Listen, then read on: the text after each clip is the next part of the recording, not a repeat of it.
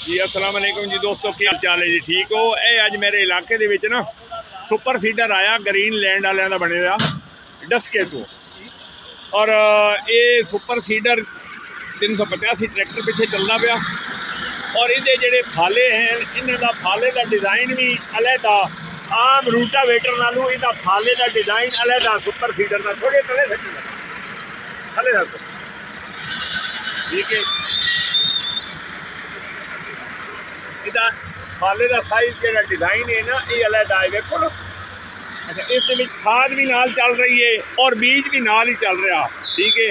खाद और बीज मिक्स है, अलहदा अलहदा टैंक है। चलाओ जी।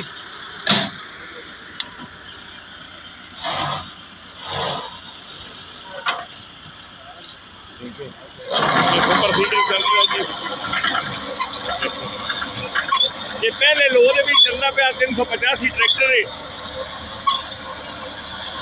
जगह देख लो, पहले जगह ये है, इन्होंने चेक कर लो। इन्होंने ना पराली ने अग ला दी, बाकी ये मुड्ढा दे विच ही सारा कुछ करता पाया जी।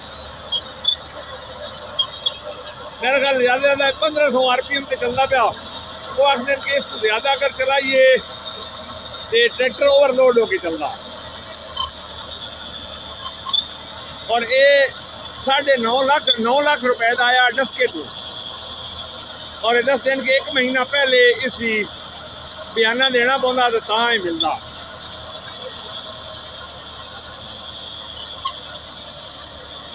सुपर सीडर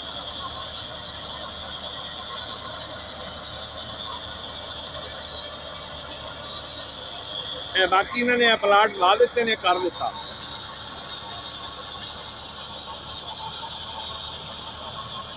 बिल्कुल फ्लो में चल रहा ट्रैक्टर। पहला लोग ये मेरे ख्याल 1500 RPM ज्यादा से ज्यादा उसने स्पीड रखी थी।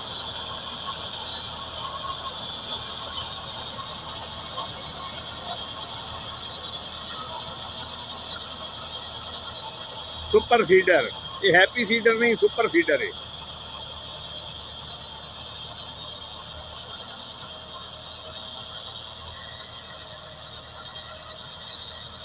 ठीक है जी, मेहरबानी जी। अल्लाह हाफिज जी, अल्लाह हाफिज, अल्लाह हाफिज।